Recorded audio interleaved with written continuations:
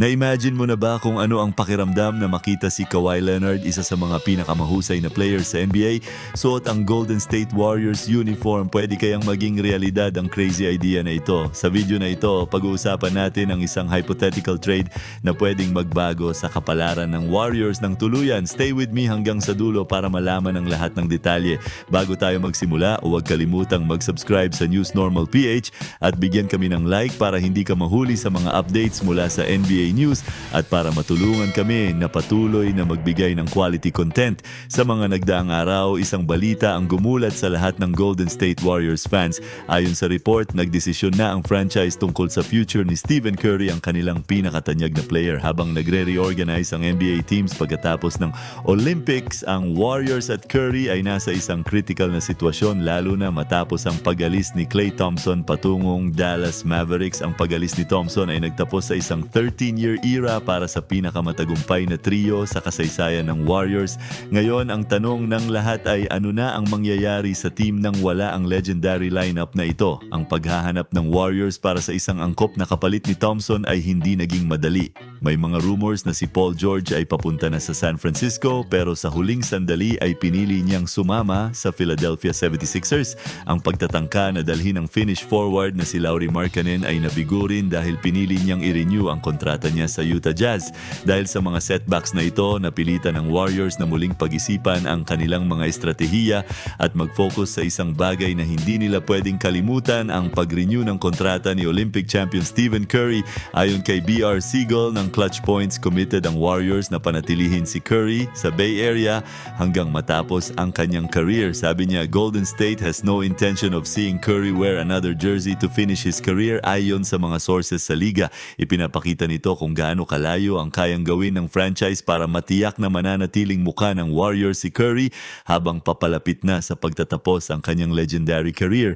Ang desisyon na panatilihin si Curry sa team ay nakaapekto rin sa Warriors na huwag nang ituloy ang malalaking trades na kasama ang mga players tulad ni George o Markkanen. Sa halip, nagdesisyon ang franchise na mag-invest sa young core na kanilang binubuo sa mga nagdaang season. Ipinapakita nito na bukod sa pagpapanatili kay Curry, nakatuon din ang Warriors sa hinaharap. Hinahanap ang balanse sa pagitan ng karanasan at kabataan. Habang papalapit na ang bagong NBA season, mas malinaw na ang priority ng Warriors: siguraduhin ang future ni Stephen Curry habang patuloy na binubuo ang team sa paligid ng kanilang promising young talent.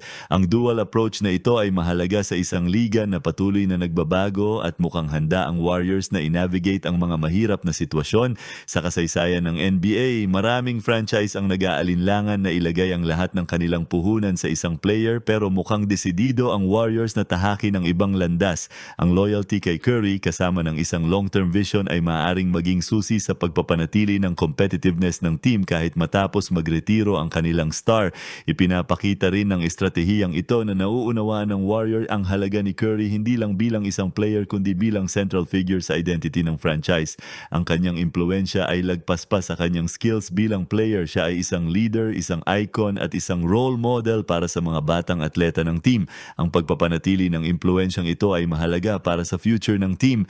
Gayunpaman, ang desisyon na panatilihin si Curry ay hindi nangangahulugan na hindi nakatingin ang Warriors sa market opportunities. Sa patuloy na pagbubukas ng trade at free agency windows, pwedeng magulat tayo sa mga strategic moves na pwedeng palakasin ang roster at panatilihing competitive ang team sa paghabol ng mas marami pang titles.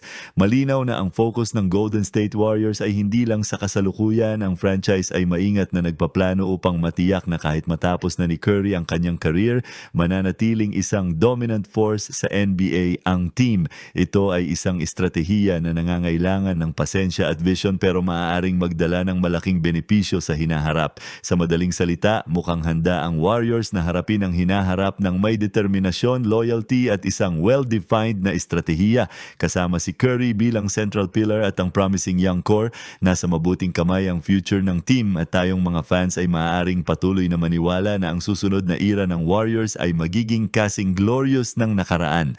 At huwag kalimutang mag-subscribe at i-hit ang like button. Dito makikita mo ang lahat ng latest news, rumors at analysis tungkol sa ating minamahal na Golden State Warriors. Ngayon, diretso na tayo sa punto. Kamakailan lang, maraming spekulasyon sa media tungkol sa mga potential changes sa roster ng Golden Golden State Warriors pagkatapos ng off-season kung saan nabigo ang team na magdala ng major co-star para kay Steph Curry. Lumitaw ang iba't ibang ideya kung paano mapapalakas ng team ang kanilang sarili para makabalik sa tuktok ng NBA. Isa sa mga ideyang ito ay isang blockbuster trade na pwedeng magdala kay Kawhi Leonard sa ating team. Si Kawhi Leonard, ang star ng LA Clippers, ay malawak na kinikilala bilang isa sa pinakamahusay na player sa NBA kapag siya ay healthy. Gayunpaman, ang kanyang mga constant injuries ay naging malaking hadlang, lalo na sa huling 4 na postseasons kung saan hindi niya natulungan ang Clippers na umusad. Ang injury history na ito ang nagpapahirap sa pag-assess ng trade value ni Kawhi, pero hindi nito napigilan ang speculation. Ang Bleacher Report, isa sa pinakamalaking sources ng NBA news at analysis, kamakailan ay nagsuggest ng trade na magdadala kay Kawhi Leonard sa Golden State. Ang proposed trade ay magpapadala kina Andrew Wiggins, Gary Payton II, Kevin Looney, Moses Moody, isang unprotected 2028 first-round pick, isang protected 2030 first-round pick, at isang 2029 pick swap sa Clippers. Walang duda na ito ay isang malaking package ng assets at maraming fans ang maaaring magtanong kung worth it ba ito. Si Wiggins ay naging key player para sa Warriors mula nang siya ay dumating, lalo na sa defense. Sina Payton II at Looney ay mahalaga rin sa rotation, habang si Moody ay tinitingnan bilang isang young prospect na may malaking potensyal. Mahirap para sa kahit sinong Warriors fan na makita ang mga players na ito na umalis, pero dapat nating tandaan na si Kawhi Leonard kapag healthy ay isa sa pinakamagaling na two-way player sa liga. Ang kanyang kakayahang makaapekto sa laro sa parehong offense at defense ay isang bagay na kakaunting players lang ang nakakagawa. Kung ipapartner siya kay Steph Curry, pwede silang maging isang explosive duo na magdadala ng isa pang titulo sa Warriors. Sa kabila ng intriguing proposal na ito, may mga malaking hadlang sa paggawa nito na realidad. Una, mahirap isipin na papayag ang Clippers na i-trade si Leonard nang hindi nakakakuha ng isang young elite talent kapalit tulad ni na Brandon Podziemski o Jonathan Kuminga. Bukod dito, sa recent arrival ni James Harden at mga moves para palakasin ang roster, bukang gusto pa ng Clippers na makita kung paano magpe-perform ang kanilang team bago isaalang-alang ang anumang drastic trades. Bukod pa rito, malapit nang buksan ng Clippers ang kanilang bagong arena, ang Intuit Dome, at ang pagkawala ng isang star tulad ni Kawhi ay maaaring magdulot ng negatibong epekto sa launch ng proyektong ito. Malinaw na ang team ay nakatuon pa rin sa competition ngayon at ang pag-trade kay Leonard ay maaaring ituring na isang senyales ng rebuilding, isang bagay na malamang ay hindi pa handa ang Clippers na gawin. Mula sa perspektibo ng Warriors, ang trade na ito ay maaaring isang malaking risk. Ang pagdadala kay Kawhi Leonard ay nangangahulugang pagtaya sa kanyang kalusugan na naging isang patuloy na concern.